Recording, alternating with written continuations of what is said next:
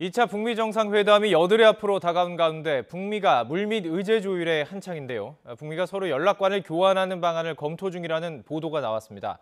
실제 합의에 이른다면 북미 간 공식 외교관계 수립의 신호탄이 될 것으로 보여서 주목되고 있습니다.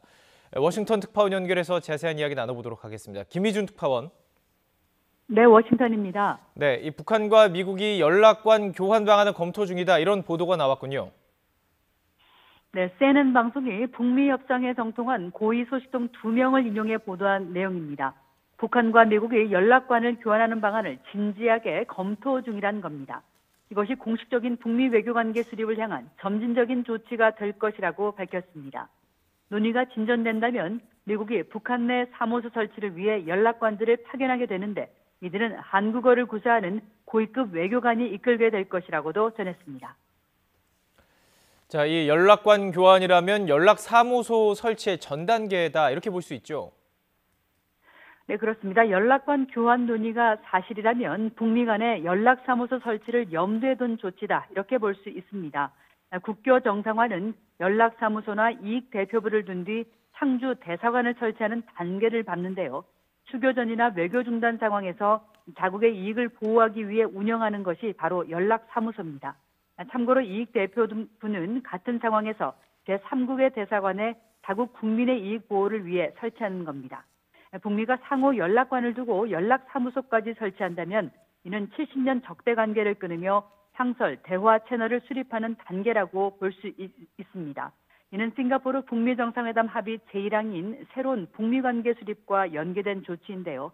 하노이 정상회담에서 합의에 이른다면 북미 국교 정상화의 신호탄이 될 전망입니다. 자, 이 연락사무소, 북미 양측은 앞서서도요, 연락사무소 설치에 합의한 적이 있었죠. 그렇습니다. 1994년 10월 제네바 합의 당시였습니다. 북미는 워싱턴과 평양에 연락사무소를 두기로 했고 비핵화 등 현안 진전에 따라 양국 관계를 대사급으로 격상한다는 데도 합의한 바 있습니다.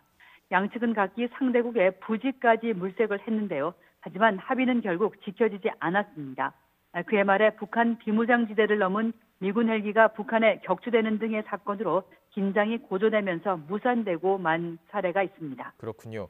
자, 이렇게 북미 간 상황은 예측 불가인데 이번 하노이 정상회담에서 합의를 하고 실제 연락사무소 개설까지 갈 가능성 얼마나 있을까요?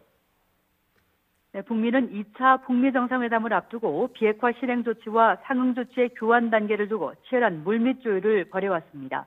곧 하노이에서 만나 비핵화 의제를 막판 조율하며 공동선언문 작성에 돌입할 예정인데요.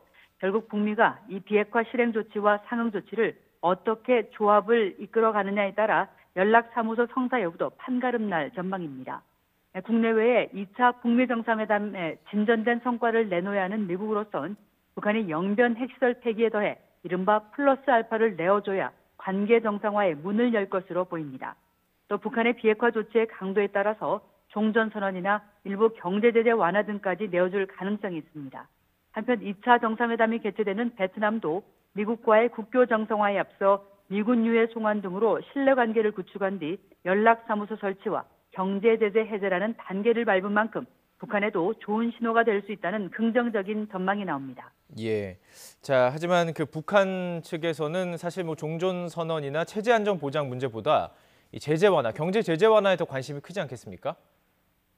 네, 정확한 지적입니다. 사실 북한으로서는 연락사무소나 종전선언 등보다 당장의 경제 발전을 위한 금강산 관광이나 개성공단 재개 등 제재 완화 조치에 더 큰 관심을 두고 있는 것으로 관측이 되고 있습니다. 예. 지난주 미국을 방문했던 국회 대표단도 이같이 밝힌 바 있습니다.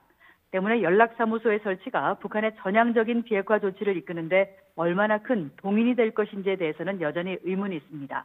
또 미국의 대북 연락관에 이어서 북한이 워싱턴에 인력을 파견하고 사무소를 두는 것은 유지관리 비용 등의 부담을 느끼고 있는 것으로 전해지고도 있습니다. 다만 미국이 북한의 관리를 파견한다는 것은 체제 안전 보장의 상징적인 조치인 만큼 북한에도 의미가 적지 않은 홍보입니다. 따라서 북미는 영변 플러스 알파에 연락사무소와 제재 해제 등을 놓고 최적의 조합을 끌어내려 막판까지 치열한 줄다리기를 계속할 전망입니다. 북미가 이번 주 실무 협상을 거쳐 다음 주 트럼프와 김정은 두 정상의 2차 담판에서 북미 관계의 새로운 지평을 여는데 합의를 이뤄낼지 주목되고 있습니다. 네, 지금까지 김희준 워싱턴 특파원과 북미 연락사무소 설치 가능성에 대한 이야기 나눠봤습니다. 말씀 고맙습니다.